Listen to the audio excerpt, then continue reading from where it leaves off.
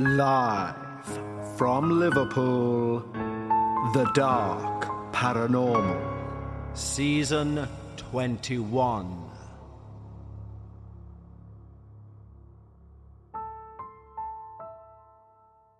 Hello everyone and welcome back once more to The Dark Paranormal Season 21 Episode 4. I can't believe how quickly this season is flying. I say that most seasons, but it is the genuine truth. When I'm doing these episodes, they do seem to just fly by. And that can only be a good thing. And I hope you're enjoying Season 21 so far. And today's episode features someone's journey through their supernatural life. Firstly, as always, thank you for all of the communication and feedback, especially regarding last week, where we entered some waters we didn't want to enter, which was literally none of our making, but we're going to put all that to bed, and we're moving forward with a fresh face, a new smile, and hopefully a terrified heart and mind. It's been a while since I've explained why the show The Dark Paranormal exists, and it's simply this: to remind us all that if we believe in the supernatural, we should be fearful of it. Yes, we can get the nice stories, the revisiting grandmas, etc., but you always have to take the black with the white. One can't exist without the other. I've used before the analogy of somebody in a workplace saying they were visited by the ghost of their dead dog, and everyone in there will say, "Ah." And someone in there may turn around and say, "Interestingly enough, on the same topic, using the same belief system, I was dragged out of bed by my hair and thrown down some stairs." No one's going to say, "Ah," and in fact that person may be painted as slightly insane. But it's the exact same realm that both of those things took place in. And it's interesting how non-believers will seem to accept harmlessly those innocent ghost stories, yet turn a blind eye and give a cheeky, "they're insane" wink to someone when something dark happens. So, this show is here to shine a light on that darkness and to make us, rightfully, terrified of the dark paranormal. I know I state this most episodes, but remember, our submission system is very fluid, and even though we're literally almost halfway through Season 21, if you have your own true paranormal experience that you'd wish to share with the show, it may well still find its way on to Season 21, even though we have each episode mapped out. Because even if your story isn't the required length for an episode of The Dark Paranormal, I can guarantee you we will at some point find it an audience to listen to your experience. One thing, especially over on Patreon, we've found, is sharing isn't necessarily caring, but it definitely makes you feel less alone and more part of a community of understanding. And something which has blown my mind ever since we started Patreon, or even receiving emails for the main show, is just how powerful that understanding can be to people. I guess it must feel like some form of acceptance. And I can definitely see how that would help somebody going through these horrific things. However, horrific things is what we've signed up to when we do this podcast, when we listen to this podcast, because we all need reminding that we should be afraid. Now, speaking of signing up to podcasts, our Patreon is currently offering a week free trial at the highest tier. That means for one full week you can gain access to early ad-free releases and of course access to not only Dark Bites but the entire back catalogue. Dark Bites is a 30-minute per week show, 52 weeks of the year, where we look at the shorter experiences sent in by our listeners. And it's a much more laid-back approach. We've recently changed things, so I read the stories on the show for the first time. That's the first time I'm hearing the story myself. So you get nothing but my unfiltered, actual reaction. It's a much more laid-back approach to how we do the show and much more conversational. And as I've mentioned numerous times, the greatest thing about the Patreon society and community is it's just that, a community. And I have no part in that other than being the person who started a Patreon. The Patreons themselves are genuinely a group of like-minded individuals who somehow, through no conversation, have managed to make that place into genuinely one of the most respectful, safe, and inclusive environments online to do with the paranormal. We have skeptics, we have believers, and we have people who are somewhere in between. It's a magnificent place to be, and from the heart, I would join that if I was an outsider and not the podcast host. Head over to patreon.com/The Dark Paranormal, or click the link in the show notes, just like the following wonderful new team members have: Geraldine, Corrine Georges, Rachel Fellman, eDog1313, Lysana Anderson, Tegan, Luke Everin, Maddox Kuhlman, Unity at Last, Edgar, Ryan Inez, Miss Rosa, Ingrid, Out There Jay, Sophia, Joan Joy, Trudy, Andrew, Donna Priest, Getty Erska, Curse13, and Destiny. Thank you so much, guys, genuinely from the bottom of my heart. In this day and age where celebrities release a podcast and receive 1 million downloads on day one, it's wonderful to know there are people out there loyal to this community and willing to support that community through Patreon.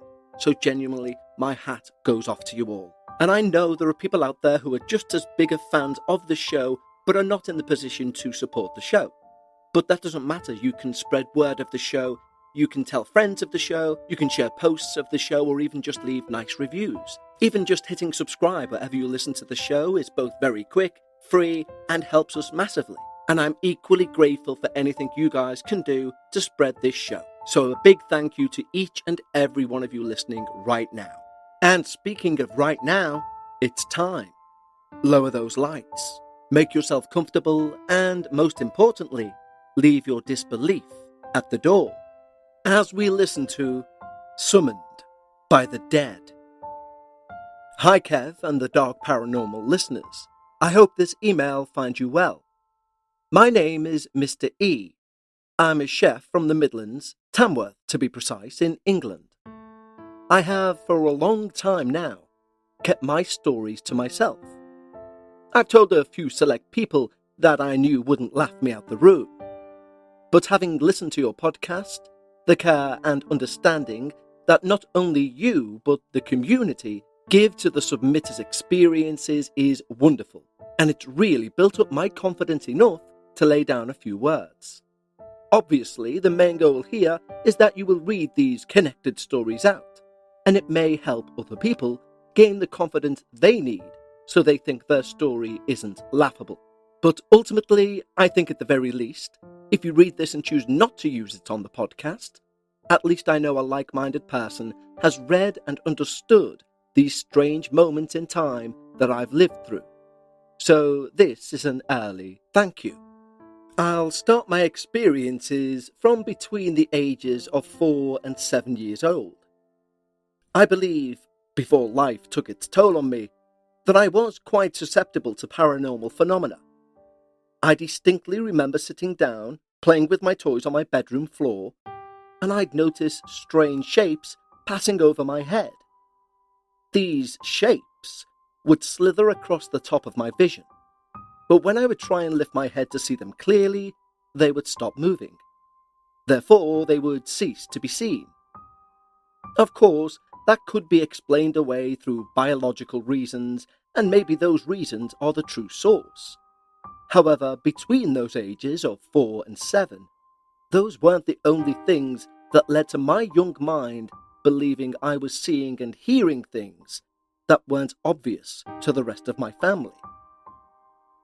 I would regularly see shadow shapes from the corner of my eye. I'd turn to look and see nothing, as I'm sure you've heard many times before. But just maybe the frequency of these things being spoken by thousands of people from all over the world lends a smidge of credibility to their accounts. I would hear my name being called from other rooms, mainly if I was upstairs. I would hear my name clearly. It was an assertive way in which it was spoken, as summoning. Naturally, I would think that either one of my parents were calling my name, because if it were my brother calling me like that, I would be less receptive to the authority in the voice that was calling me. But the thing is, at no point was it obvious to me that the voice actually belonged to either my mom or dad. Yes, I'm English, but I've always used the American mom instead of mum. I would of course still ask if they'd called me, and they would say no and the day would go on. But there is no denying that someone or something had beckoned me. This beckoning motif will make more sense further on into my stories. There would be many strange noises, shadows that stayed motionless at my bedroom door at night, only visible between the gap between the bottom of the wood and the carpet. I was never sure if it was the shadow of a person or a person-shaped thing. But there wasn't always a shadow there, which rules out any inanimate object like a banister, etc. So only on occasions would something or someone be casting its ominous shadow, letting me know that it was only the wooden door that kept me from it. Around the age of 7, I woke up one morning, and it must have been early as the light was filtering through the curtains, but it was that dull type that only early spring and summer mornings give, with the promise of a day of glorious sunshine ahead. I made my way to my parents' room to get in between them in bed, and something spooked me. I remember needing the comfort of them to calm me back down. Now, whether it was a nightmare or a noise or a shadowy shape, I can't be sure right now. But I do remember getting to my parents' bed and letting the feeling of safety calm me. Their bed faced towards the window, and the window had orange curtains drawn right across. So the light that was coming in from that early morning sun was filtering through them and giving the whole room a sort of sepia tone effect. Everything was awash with dull browns and oranges. My mom slept on the left, nearest the door. My dad slept on the right, nearest the cupboard. As I lay there, my small body lost between the sheets designed to comfortably cover 2 fully grown adults, the feeling of contentment slowly let me feel at ease. Then I looked to my left, over my mum's shoulder towards the door, and there he stood, eyes wide and knowing. A boy, older than me but not yet a teenager. But he wasn't contemporary. The best way I would describe him was Victorian. As my eyes met his, the fear jolted through me like a bolt of lightning that manifested at the top of my skull and coursed its way through my small body until it reached my toes. I froze, as you can imagine, like a deer in the headlights. But the idea of freezing applies further than being stuck to the spot. The fear made its way through me and seeped into my joints. My shoulders felt locked, my stomach squirmed and then fell silent and still, and my eyes were so focused, staring at this boy, they started to dry out and sting. Anyone else listening or reading that has seen a full-bodied apparition will well understand this. You have this sort of mental shutdown that starts affecting the motor skills you have, but the mind has lit up in every other sense of the word. The neurons are working overtime trying to desperately find an explanation for what you are witnessing. His eyes held no malice or harm or intent of any kind. His brow wasn't furrowed, his fists weren't clenched. The only thing I could tell from his body language and his eyes was a great sense of knowing.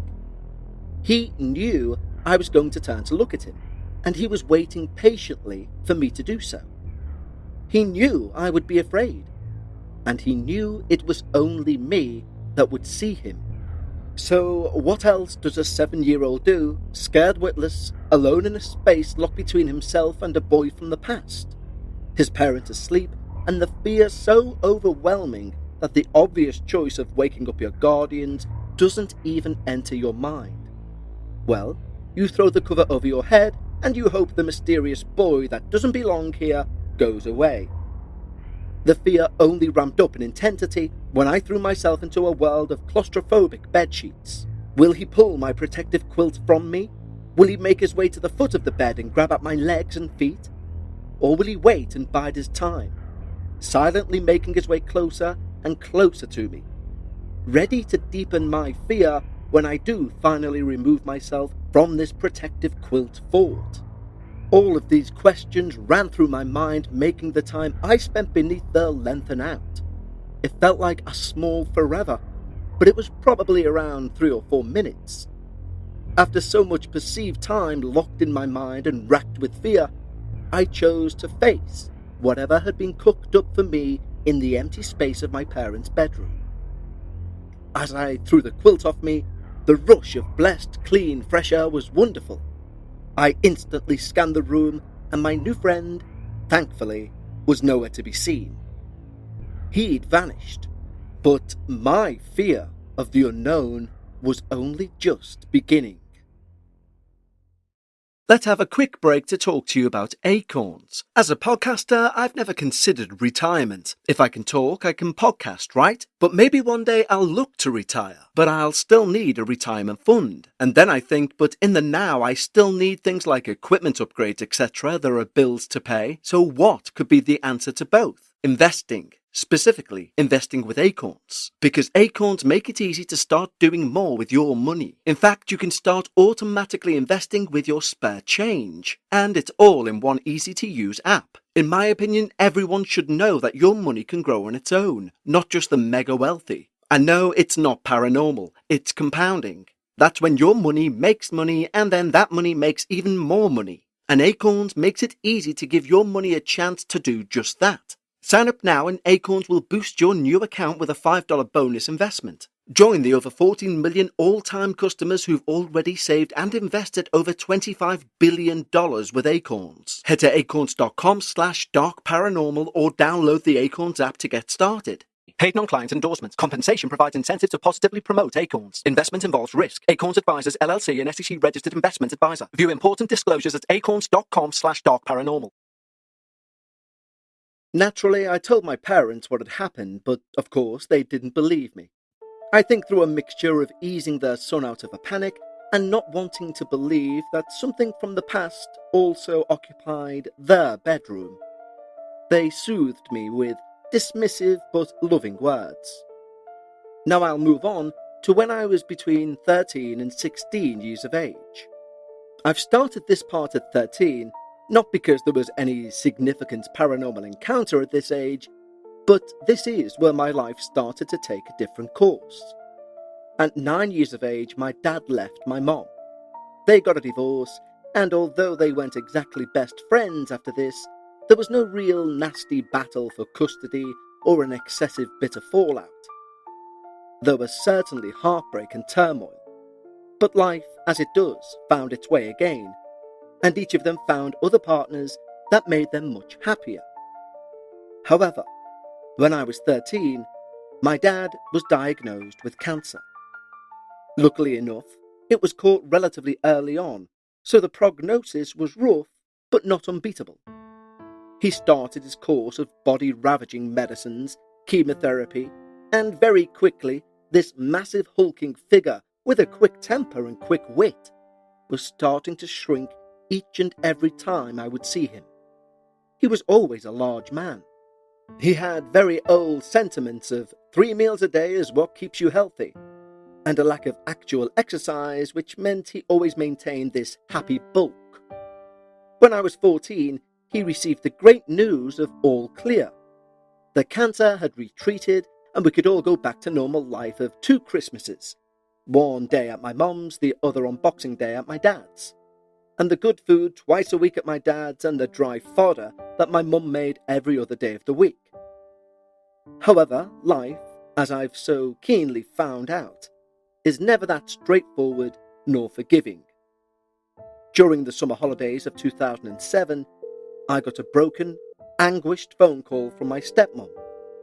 My dad had collapsed on the kitchen floor, struck his head on the step that led up to the downstairs bathroom, and hadn't been breathing since he fell. Obviously, she'd called an ambulance before me, but by the time I'd walked my way across my hometown, the ambulance had only just arrived. I feel I need to add that my mum and stepdad were away on holiday, thinking that me and my brother in our teenage years could look after ourselves for a week, and they would have been right on any other occasion. The paramedics tried to revive him, but it was hopeless. He'd breathed his last breath, making a bloody cup of tea in his dressing gown and slippers. How tragically British. I'm explaining this in minor detail because I believe it's important for what's to follow. As I'm sure many people are aware, grief comes in many forms. However, the clinging darkness that colours all you are, all you see, all you feel, is, in my estimation, a universal symptom. So there I was, a 14-year-old fighting raging hormones and a sense of loss so huge that even sat here now, at 32, I still don't believe that loss has never fully shifted. I lost a sense of self, because I was becoming someone new. I just didn't know it. I began once more to take notice in things that I'd stopped taking notice of a number of years before. A knock somewhere. Is that my dad letting me know he's here with me? A bald head in a crowd, slipping away into the swarm of people. Is that him?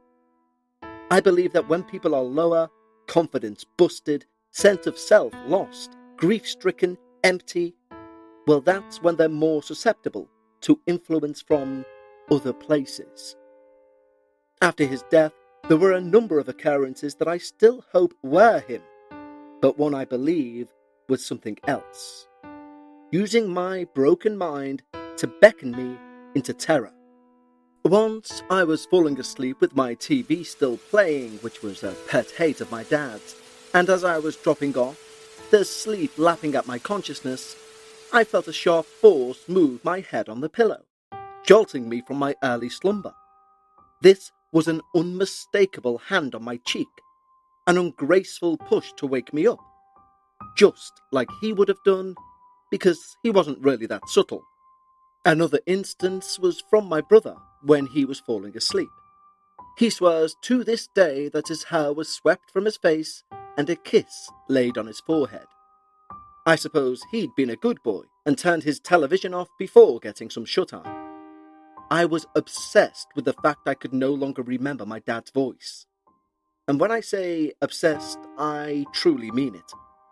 It's all I thought about for weeks. I beat myself up about it. What sort of shitty son can't remember their own dad's voice? The sense of guilt was just building and building, until one night, during this maelstrom of obsession, I dreamt a dream I will never forget. In it, I was walking through a car boot sale, a sort of yard sale for any American listeners out there, with some friends of mine. I came across a stall that was selling very old synthesizers, all cables and shifting buttons and dials. Being 14/15 years old, I was a huge music nerd. When I had finished taking in the sights, I moved along to the other stalls and tried to catch up to my friends. But out of a dreamy, clear blue sky, a voice bellowed. It was my dad's. Not an approximation, his, unmistakably. He rambled on about nothing in particular, just gave me a taste of the lilt and soft Birmingham accent that us Tamworthians have.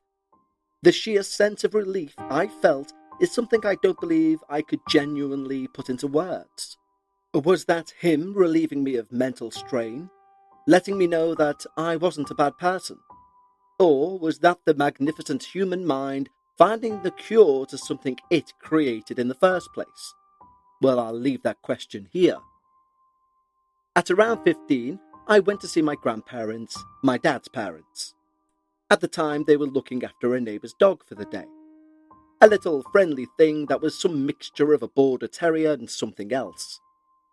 I had the obligatory cup of tea and a catch-up, and my nan told me she was proud of how well me and my brother were coping.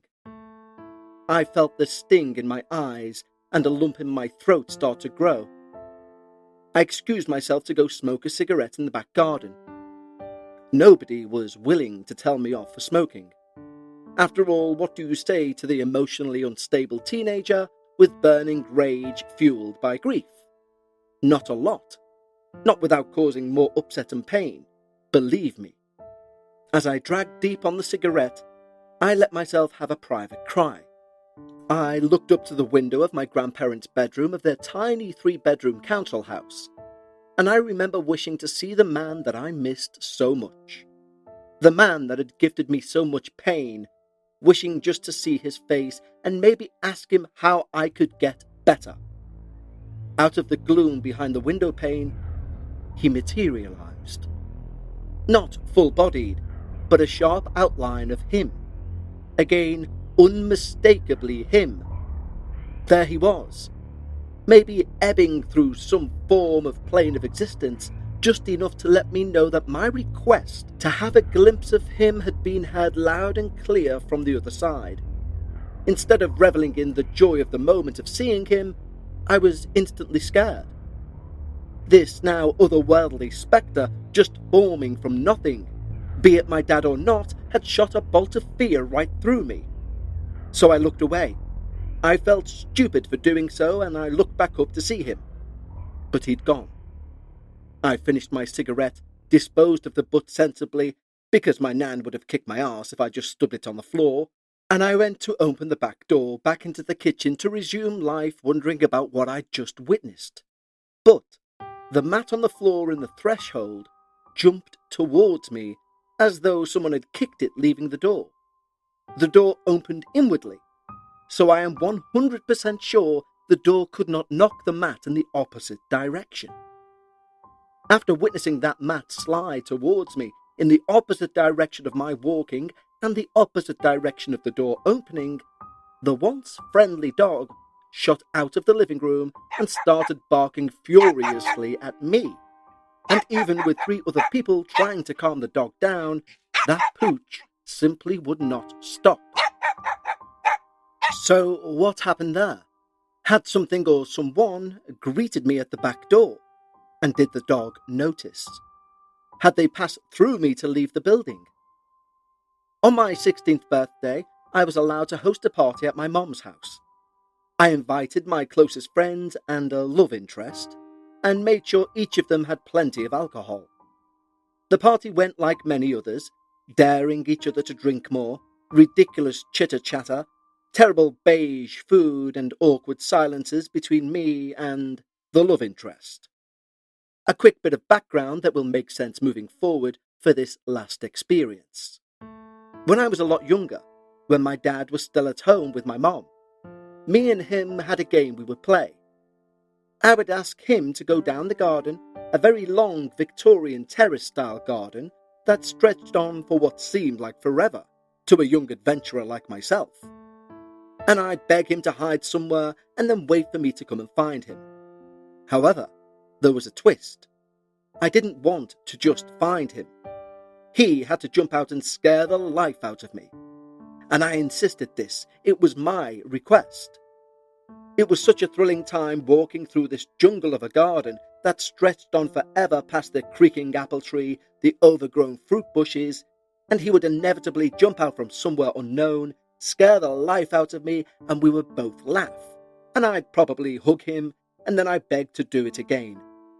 But he had to hide somewhere different, because the scare wasn't real if I knew where he was hiding. Anyway, the party was probably overstaying its welcome in a house that wasn't even mine to be hosting a party in. However, all the guests were still there, with the alcohol starting to take its effect. I was sat on the sofa with 3 friends. My friend to the right was well known for not being able to hold his drink. Maybe 2 cans of light beer, and he was already flaking. This night was a little different, however. Not in the sense that he hadn't already started to flake, because he definitely had. But he'd lapsed into some sort of semi-slumber next to me. Out of nowhere, during a lull in conversation and laughter, he made a grunting noise. Worrying that he was more drunk than we first realised, we shook him awake. And he wasn't happy with us, waking him up. But other than bleary eyes and a headache probably already starting, he was fine. He closed his eyes and slipped back off, and once again a grunt came from him, followed by a guttural sort of noise from his throat. Again I turned to him and shook his shoulder, calling his name, but he didn't wake up, though his eyes did open. His eyelids opened up enough for us to see the whites of his eyes. Then, through a croaky voice, we heard him calling my name. "Mr. E," he said. "Mr. E, come down the garden." At this point, all drinking, all laughter, all hope he was just drunk and sleepy left everyone's mind. I asked him what he meant by what he just said. No answer. Another friend leant over and gave him a gentle slap on the cheek. And he woke. "Shit, man, are you alright?" He replied with a, "Yeah," with an obvious question mark at the end of it. He didn't notice what he'd just been saying. With that, the slapper took his seat again, and the sleepy drunk friend settled back to his seat. No sooner than he closed his eyes again, they once again opened, just enough to see the whites of his eyes. The guttural noise once again emanated from him, and he started speaking again. "Mr. E, come and find me in the garden." I pushed down the fear, and I asked him why. What's down the garden? But there was a long pause. "Mr. E, come down the garden. Come and find me, Mr. E. Find me." To say there was something sinister about this situation would be an understatement. Something sinister in the way my friend simply couldn't drop off into a peaceful, drunken slumber. Something wicked in the noises he was making. The whole feel of the room shifted. Whatever he was doing, whether it was paranormal or not, demanded attention. And a sort of morbid fascination took a grip of all of us. It was like being dropped into a cheap scene of a very cheap horror film. With that, I shot up from my seat and I screamed his name. His eyes flew open, fully. He looked bewildered and slightly scared. I told him it was time for him to go home. He was far too drunk. As you can imagine, this was a real bummer on the already waning atmosphere. Most of my friends started to make their way home, and I can't say I blame them. Even the one friend that was meant to be staying at my house, because his place was a very long walk away, made an excuse and left.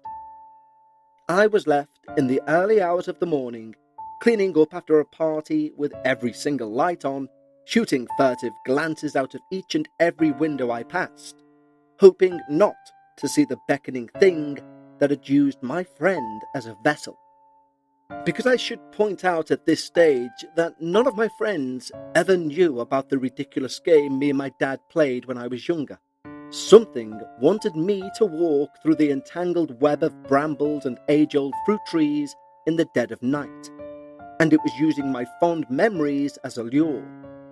I know for sure that whatever wanted me alone and vulnerable in the depths of a dark, nearly 200-year-old garden was not my father. He had a wicked sense of humour, but he wasn't wicked. Was this beckoner that shadowy thing that once stood at my bedroom door? Was it the Victorian boy that had waited so patiently for my eyes to connect to his? Was it something that used to call me through the house? Honestly, I'm not sure. And the thought of finding out scares me more than the actual events and occasions I believe I witnessed the veil between what we know and what we don't shifting.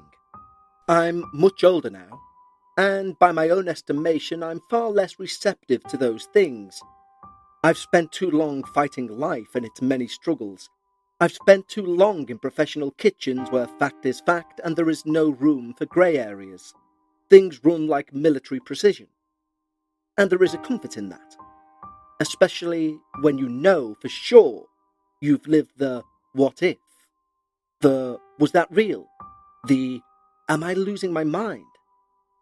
Still though, if I catch something from the corner of my eye, if I hear my name whispered in the moments before sleep, if I catch a whiff of perfume when no one's around, or if my dogs stare at an open, empty doorway, I still can't help my irrational mind pressing that alarm button before the larger rational part can pick through the information and come up with a rational solution. Thank you. I hope you enjoyed reading this, at the very least. Mr. E. Well, Mr. E, thank you for giving us our 4th episode of Season 21. Now, I loved your experience because it's one of only very few experiences on the main feed that has a series of questions that will never be answered. Normally they're the sort of experiences that do come out on Dark Bites because they're shorter experiences that don't really have anything to tie everything together. It's very rare to receive something in the long form, such as your experience, where those questions still arise. I also love how it appears across your whole experience, even from a youth, how you allow rational thought to enter the dialogue of witnessing something paranormal. Although I do genuinely believe what you experienced in every case was something paranormal. And I love including experiences like yours within each series, ones which aren't necessarily filled with jump scares, etc., ones which give you food for paranormal thought. And this one certainly fulfilled that request. So thank you ever so much, Mr. E. Don't forget, guys, if you've got your own experience, head to our website, thedarkparanormal.com, and click on Submit My Experience, or click the link in the show notes. And so, until next week, remember, whenever you discuss the paranormal, always try to leave some of your disbelief at the door. And I'll see you next time, right here on The Dark Paranormal.